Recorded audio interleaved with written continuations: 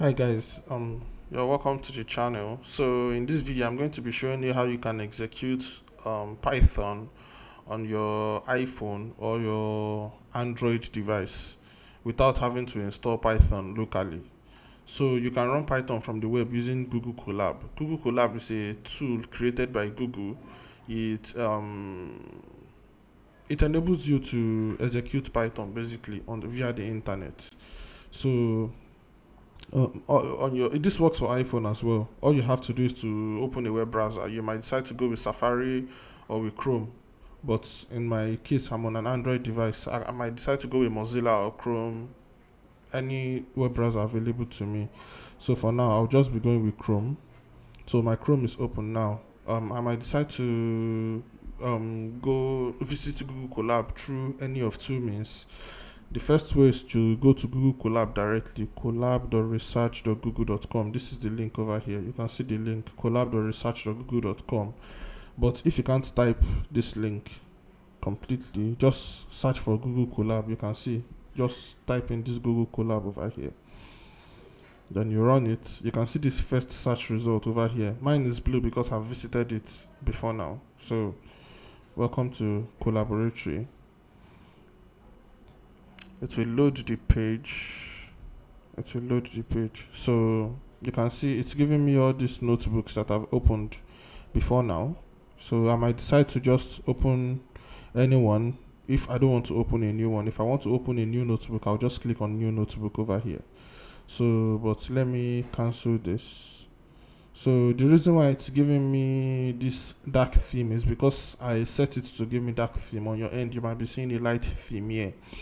So another thing you should know is that I'm signed into Google Colab, so every new note I create will be saved to my Google Drive.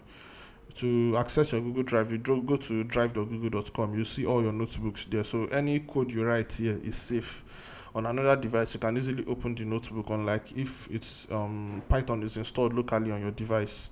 So now that I've closed the window that is showing me the recent documents I've executed before now, one way for me to open a new notebook will be to go to, you can see this button over here, these three buttons over here. It's giving me table of content and all that. So you click on file, then you see new notebook. So just new notebook. If I want to open a recent notebook, I'll just use the open notebook option over there. So I'll wait for it to come on. Okay, so you can see it's opened a new notebook for me, but let me rename my notebook. Let me see, first notebook, and yeah, it's fine. So now my notebook is renamed. Another thing I want to do is to connect, because don't forget this is happening on the web. This um this environment is on the internet, so it's connecting to Python 3 Google Engine backend. So basically, Google have to allocate disk space and RAM to this particular notebook. You can see the way it's been allocated for it to work efficiently. So now my notebook is good to go. All I have to do is to start coding. I can say print 7, then I'll close it.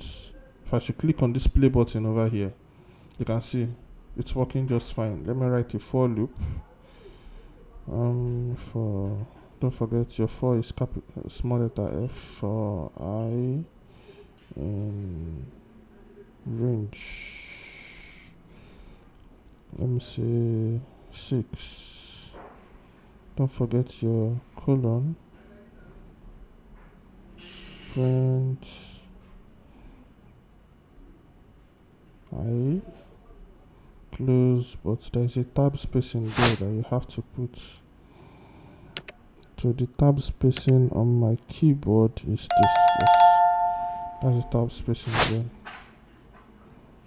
Oh, I'm using capital I here. So you have to be very careful when writing your code because it's case sensitive. So you can see it's working fine now.